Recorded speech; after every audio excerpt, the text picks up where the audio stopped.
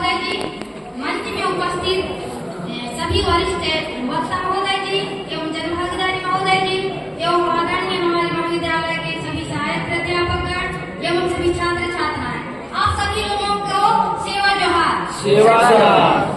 सेवा जोहार इसलिए क्योंकि जो हमारे जनजाति आदिवासी हैं उनका एक आप लोगों को अभिवादन करने का एक तरीका होता है सेवा जोहार, इसलिए आप लोगों को सेवा जोहार बोला गया है।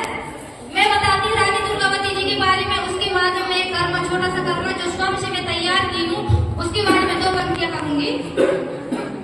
रानी दुर्गावती अपने नाम के अनुरूप ही तेज थी, साहस थी और स्वर का प्रतिमान थी।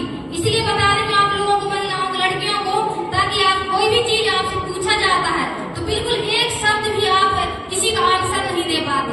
आप उनके बारे में समझिए। और एक गढ़मंडला की महारानी थी, उन्होंने अपने जीवन में और क्या किया।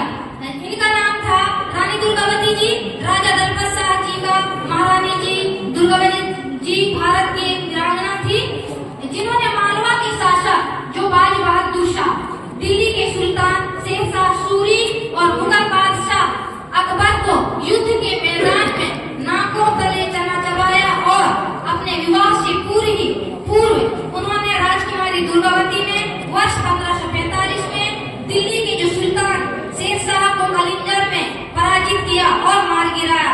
इस प्रकार से उसके बाद वो गढ़मंडला की महारानी के रूप में मालवा के सूबेदार बाज बहादुर को 2 बार पराजित किया।